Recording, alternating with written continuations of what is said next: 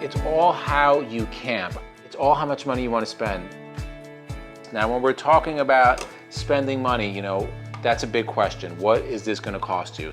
Hey guys, Izzy from Endless RVing, and one of the biggest questions that not only are we asked, but that we see is RV internet. Now, we've done numerous videos on what our setup is. However, we understand there's a lot of newbies out there, and we've actually gotten a lot of questions on kind of like breaking it down, making it simple. So in this video, we are going to break it down to really what your options are for internet on the RV, what we think about those options, the roundabout cost, and then what do we use and what do we recommend.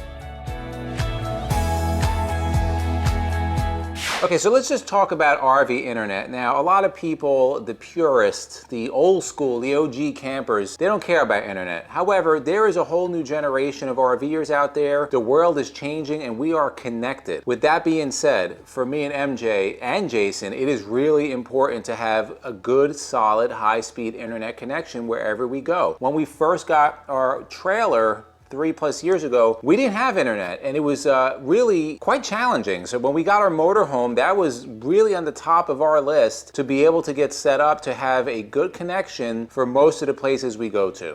So let's talk about the 3 most common options that you have for RV internet. Okay, so the first one, the number one, the cheapest one is going to be a campground or state park or wherever you're staying, jumping on their Wi-Fi connection. Now, we had tried this when we first got our trailer, and it is really just not that good. And I'm going to tell you why. Number one, a lot of state campgrounds, county campgrounds, they don't have Wi-Fi. Most of the time, you're going to get Wi-Fi when you're going to a private park. Now, with that being said, from our experience, private parks we've been to, some really nice ones like Disney Fort Wilderness, their internet, although you can get it, it's just not that good. It's really for web surfing. You're not going to be able to stream TV. If you're looking at stuff on YouTube, it's really a struggle. There's a lot of buffering, and if you have a YouTube channel like us, forget about downloading and uploading. It's just not happening. Now, things are improving. We have been to some RV parks that the Wi-Fi is a lot better, but it's still not going to be close to the speeds that you're going to get when we talk about other options later in this video.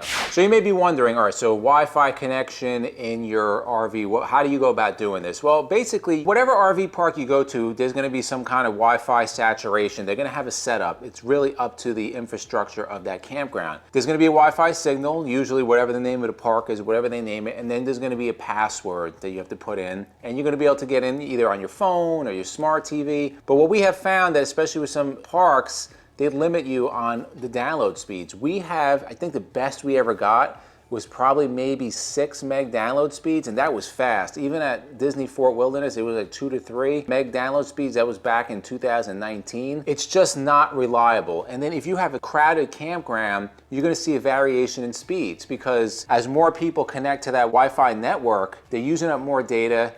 It's gonna slow down your speed. So if you just need to check your email, not a big deal. But if you're trying to really use the internet, whether it's for work or entertainment, whatever that may be, it's gonna be a real struggle if you are relying on the internet, on the Wi-Fi internet of a campground. Now there's certain tools that you can use. They sell external antennas that you can put on your RV that pick up the Wi-Fi signal. The only thing that's gonna do is kind of reach out to bring that signal in better, but it's not going to increase the speed. So for example, if you have 1 bar of Wi-Fi on your RV, because that Wi-Fi tower is kind of far away from wherever you're at, an antenna might amplify that and bring it in. But if the campground limits you to a certain amount of speed, it's not going to increase that speed. So I guess what we're trying to say is that, yes, it is the cheapest one. Most of the time it's free if you're paying at a campground, but you're really probably going to be disappointed if you're relying heavily on internet and that's your choice. Okay, the second way that you can connect to the internet when you're on your RV, and this would probably be the best option if you're out in the boonies. If you're out where there's no cellular signal, this is going to be your best option. It's going to be satellite internet. And what do you need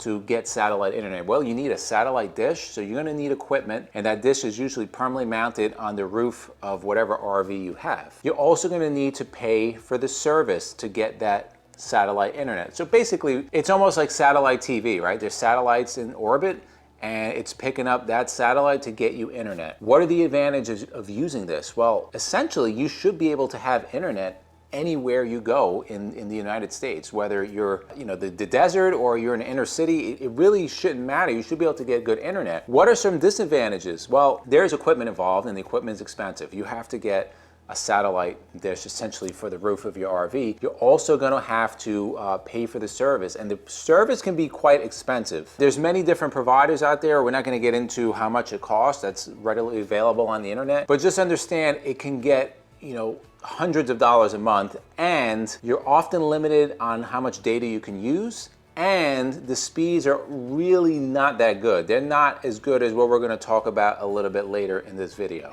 Now, while we're on the subject of satellite internet, there are some promising technologies out there. If you've been following Elon Musk with the STARLINK, I believe it's called, it is what's being promised as a high-speed satellite internet available ultimately throughout the world. You'll be able to get it anywhere. So right now they're beta testing them. Here is the advantage. It's going to be relatively affordable. I think it's under $150 a month, and they're promising, high-speed internet. But at this point, and there's nothing in the future to indicate otherwise, although that may change, it is only for stationary. So the receivers that you're going to need to have, they can't move. If they move, you're not getting the service. So for right now, that's great if you're in a rural area and you're not moving, but if you're mobile, it's really out of play right now. So the third and the most common way is going to be cellular service. Cellular service is pretty much throughout the United States. Now, there are some remote areas where cellular service is not very good, but for the most part, depending on what phone company, what network you're subscribed to, you could be pretty comfortable getting cellular service. So how can you go about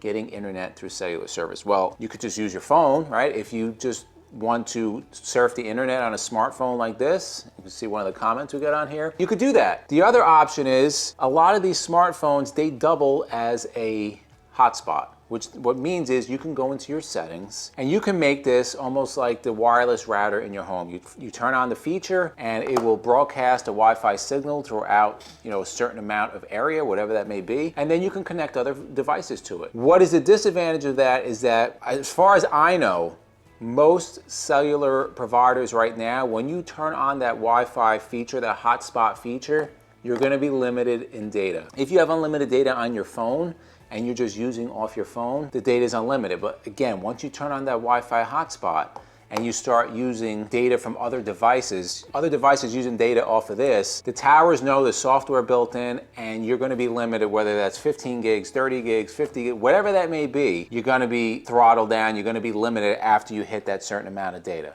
Now let's talk about throttling and data caps. And I think there's a lot of people get confused, so we're going to try to make this really as simple as I can try to make it. So when you're using internet, right, like when you're surfing the web or you're playing music, you're using data, and it's megabytes or gigabytes or kilobytes. It's just a measurement of how much data you're using. So when you have these cellular plans, we're just going to say per se on a hotspot plan, unless you're going to be on here, right? So say I turn my iPhone on and I connect my smart television and I'm watching YouTube or I'm watching Netflix. I'm going to be capped, I believe on my plan right now, it's 30 gigs. And then after that, I'm going to be throttled down. Now, what does that mean? Normally on Verizon, if I'm in a good area, I could get speeds of 100 megabyte download per second. That's really good speed, actually. When I hit, say, 30 gigs, the networks, Verizon networks know, and what they're gonna do is they are gonna limit the amount of speed that this could broadcast. It's gonna be down to 600 kilobytes, right? Which is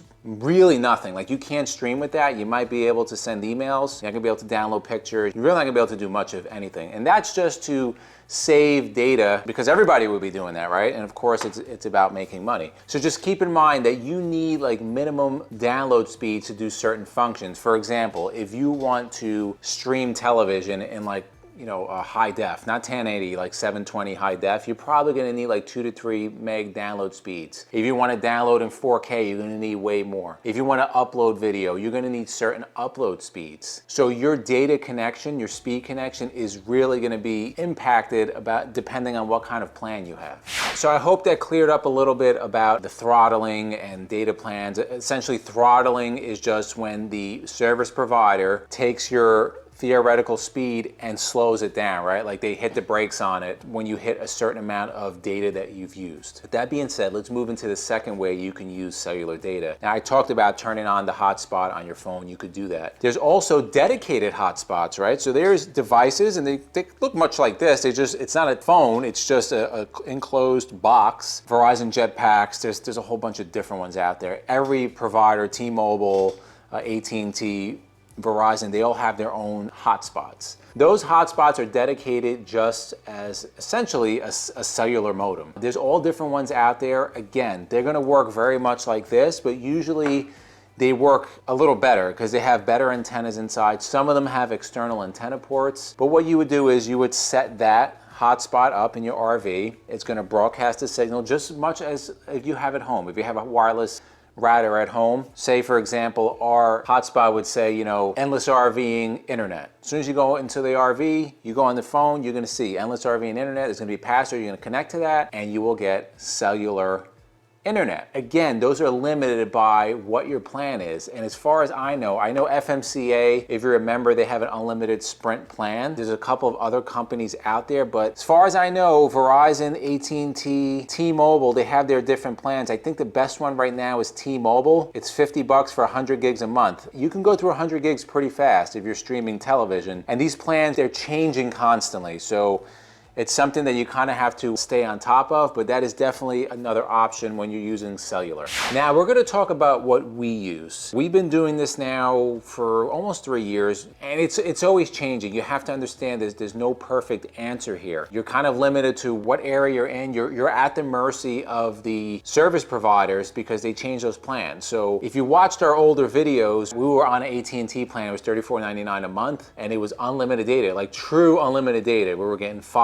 700 gigs a month. Well, COVID hit. Everybody started working from home. Everybody's looking for a cheap way to get on the internet. You know, these things are readily, the information's out there, and AT&T just did away with the plan, right? So that $34.99 is no longer that. But the concept hasn't changed. The only thing that's changed is the data plan. So the first thing we were using that we used for about a year or so was a Netgear Nighthawk. And we had the AT&T SIM card in there, and that's what we used. We then upgraded to this. This is the Mophie 4500. And if you remember what I said earlier, the difference between something like this and something like a hotspot, a Verizon Jetpack, or whatever the other brands are out there, is that this is really a business class 4G LTE wireless modem. So if you look over here where it says SIM, right, you will put a SIM card in there, and right now it's a visible wireless SIM card, but we're not even using it anymore. And you put this in here, and you can go in the settings and you can program it however you want to work with whatever provider. I'm not going to put that back in there. But something like this is a dedicated wireless modem. You could see you have the Ethernet connections in the back, so if you want to hook up a printer, if you want to hook up network cameras, you want to hook up a Google Nest system, you can do all that in here. You have external antennas, which they're going to pull in a signal way better than this does. And then you see on the front here, so you're pulling in the cellular signal through these paddles, and then on the front here, this is going to put out the signal to your RV, whatever that may be. So essentially what you do is you pop in your SIM card in here, you find the provider, and then once you turn this on, very much like your cell phone or your home Wi-Fi network, it will broadcast the network and you just connect to it. And that's essentially how this works. The other big advantage of getting something like this, and the one we're going to show you a little bit later, is that these cellular antennas, they have what's called SMA ports. And I'm just going to unscrew one. There's going to actually be 2 of them. And you can see these ports here. So what this is going to allow us to do, and this is what we do, we can put and mount external antennas. So you got to remember, some places you go to, the signal, trees are blocking it, the terrain can block it. Where we currently are, sticks and bricks, it's not very friendly for internet, like cellular internet. But if you are able to put an external antenna, whether that be a high roof-mounted antenna or a flush mount roof-mounted antenna, the higher you can bring that up and maybe point it at the cell tower that's providing you service, the better your signal is going to be. Not only is it going to get better reception, it's going to get better download speed. So if you have a router that has these kind of ports, this allows you to hook up an external antenna, versus if you have your cell phone, you can't do that. Now, I just want to quickly touch on RV cellular boosters. We were sent boosters. We tested them. They do work. So what an RV cellular booster does, there's an antenna that you're going to put up high pointing out, and then there's wires that run into a little unit that takes the reception, boosts it, and then puts it out. If you're using something like your cell phone or a Verizon Jetpack or any other hotspot out there, it works really well. It doesn't work as good as this. We did a video on it. We're gonna link one above. We're not gonna get into all the details. You can watch that video. We actually do the test and you can see which one works better.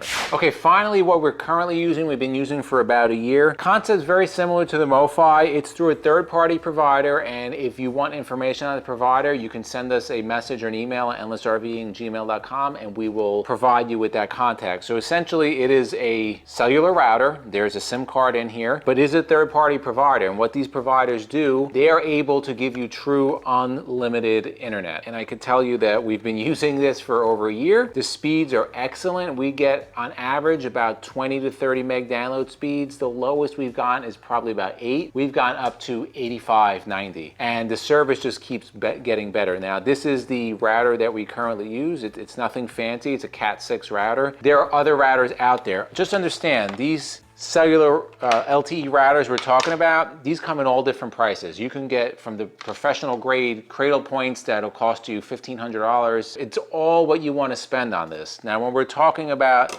spending money, you know, that's a big question. What is this going to cost you? If you want to do Wi-Fi and you want to go very basic, it's really not going to cost you anything. You just connect to the Wi-Fi of the campground and it's going to cost you whatever to stay at that campground. If you want to add a Wi-Fi antenna to try to bring that signal in a little better, it might cost you like $150 to put an antenna up there. Now, if you want to start using your cellular service, it's going to cost you whatever the cost is of the phone, right? And then whatever you're paying for your data plan. Same thing if you're going to be using the jetpacks. Whatever that jetpack costs, they're usually $50, $100, and then the plan. The plan's gonna be the most expensive part. If you're talking about satellite, now you're talking in the thousands of dollars for the equipment versus, in addition to the plans, they are quite expensive. Now, we're just gonna talk about our current setup. You know, a setup like this, and this company may or may not be, you know, offering this same router, but this router was $299. The MoFi was $349. We don't use this anymore, this is just a backup.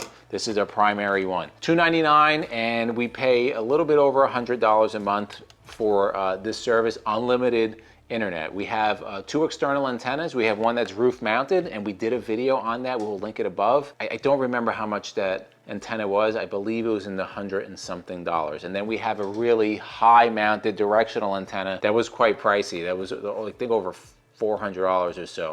All in all, guys, it's all how you camp. I hope we tried to make this as easy as possible. It's all how much money you want to spend, and the big expensive thing is going to be the data plan. So in the comments below, let us know what your internet setup is. If you have any questions for us, if you want to know who our third-party provider is, email us at endlessrving@gmail.com. We will provide you with that answer. And for myself and MJ, we thank you guys for watching, and we'll see you on the road.